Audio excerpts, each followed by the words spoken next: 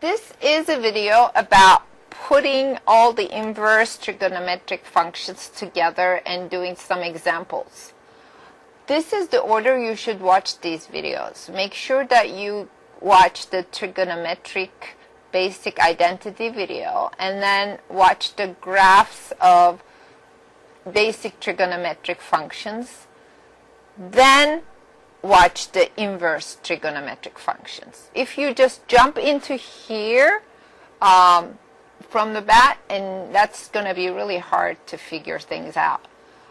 So after you watch all 6 of the inverse trigonometric functions, you should come here and then practice with me and then do your homework. Okay, so let's get started. Now that you know what inverses of those trigonometric functions are, I am going to do a few examples. Let's say somebody is asking the inverse drill. Make sure that you have that sine and cosine table in your mind and where inverses are. So if somebody is asking you a very simple question, what is tangent inverse of 1? Okay, you're looking for what angle gives me tangent of 1, and you know that that angle is pi over 4 because sine and cosine are equal in there.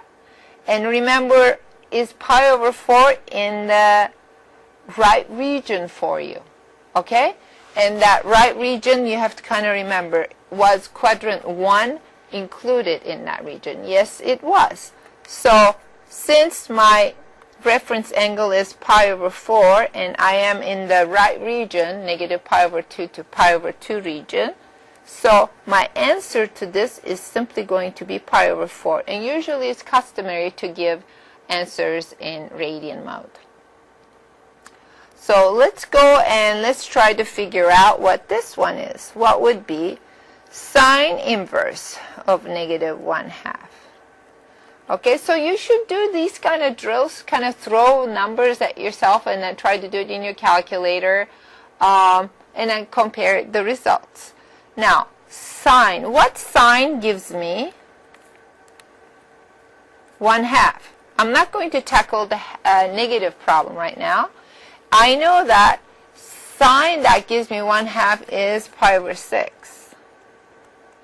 Okay, then I draw my bubble. Okay, I am here, pi over 6, but I'm supposed to be negative. Okay, and I remember what region I am limited when I'm dealing with sine inverse, this region. So I am simply going to be in here because sine is positive here and negative here. So this is going to be pi over 6. Okay, the reference angle. But since I'm going from negative pi over 2 to pi over 2, I need to go pick that angle as the negative angle. Does that make sense? I cannot go like this because that wouldn't be right. I'm supposed to be writing things in quadrant 1 and quadrant 4 form. Okay? So, very good. So I'm going to go negative pi over 2 to pi over 2. So it is negative. So simply you're going to get negative pi over 6. Does that make sense? All right. So let's go to the next example. This one is a little bit harder. Secant inverse of negative 2 over rad 3. You kind of go, okay, what is that? Always when you're given the cosecant and secant thing, you just change it to the cosine inverse and sine inverse. It's a little bit easier. So this is the same as, remember how that worked? Cosine inverse of 1 over that, which is negative rad 3 over 2. Now you have to think about what cosine was giving me rad 3 over 2. And that was kind of, remember, what was that? Now, rad 3 over 2, and remember how your cosine was. Cosine was pi over 6, pi over 4, pi over 3, pi over 2, and you were starting from 0. and then it was 1, 2, 3 this way for sine, and then so it's going to be rad 3 over 2 right here. So that one is pi over 6. Okay, so but for cosine, where am I supposed to be? And if you remember, you're supposed to be in the 0 to pi region, so you're supposed to be somewhere here. And you're supposed to be either 1 or 2 quadrants, and then my reference angle is pi over 6, and cosine works positive here and negative here, so this one is going to be pi over 6 right here. And since I'm going from 0 to pi that way, okay, so I'm supposed to take this angle.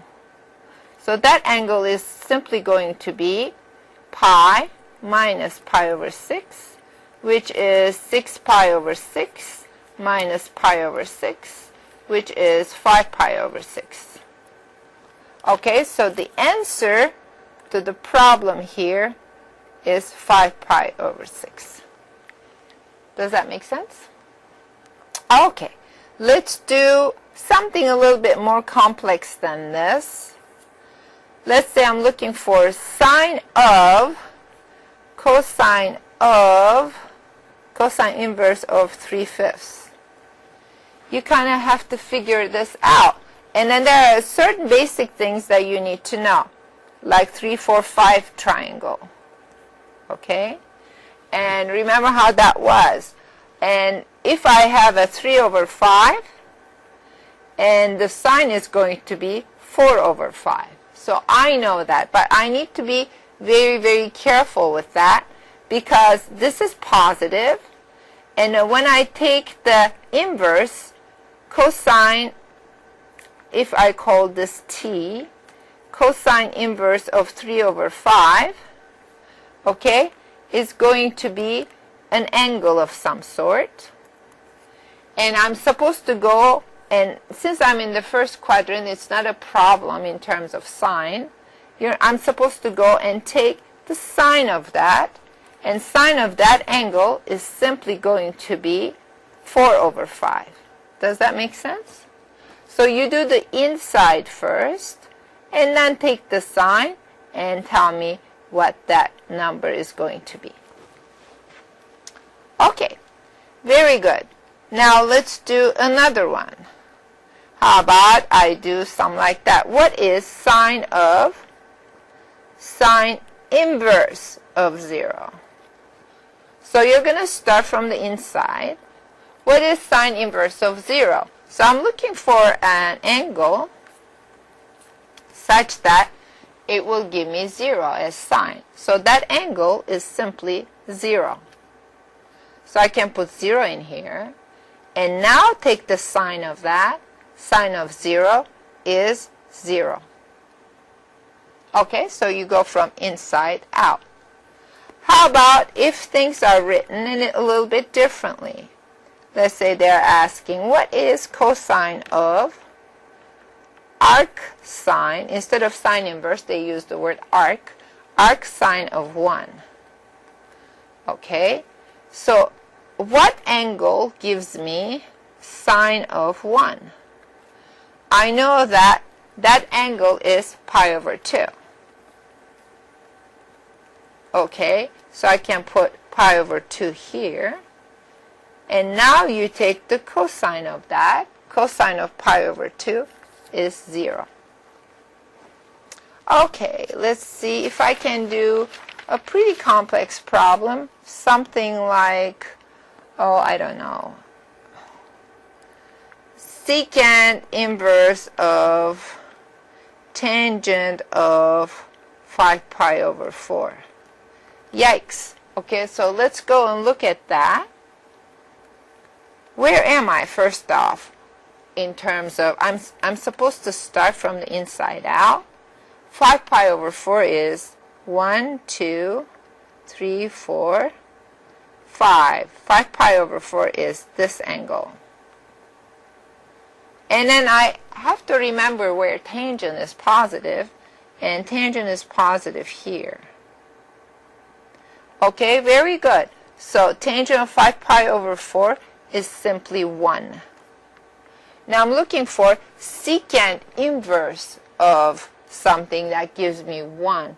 I know that what angle gives me secant of 1?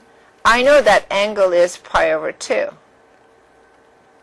Okay, so the answer is going to be, since this is outside, the answer is going to be a degree, or an angle. So what did we say? This is simply going to be pi over 2. You have to do them inside and out. Another type of problem that you may have is something like this. They may say, okay, well, 18 sine of 4x. So solving equations, you will end up using inverse. Okay, so let's go and let's write sine of 4x plus 3 equals 12. You're supposed to solve for x. Okay, so you just simply do algebra to isolate your trigonometric function first. So you have 18 sine 4x, subtract 3, so you're going to get 9. And then sine of 4x, you're going to get 9 over 18, which is 1/2. Okay? Now, what sine gives me the value of 1/2?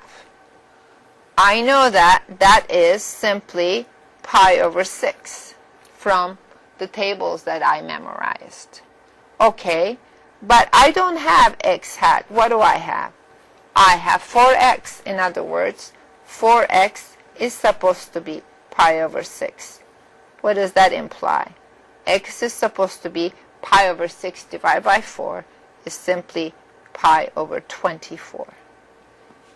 Think about in this step, you're doing it as if you're doing this. Sine inverse of sine of 4x. Then you're actually looking for sine inverse of 1/2. Okay? And sine inverse of 1/2 gives me pi over 6. And then if this is not x, but it's 4x, that means 4x is pi over 6, and x is pi over 24. So just practice problems from your book. They're not very hard. Start from inside out. Stay within the region that you're supposed to deal with, and you'll be okay.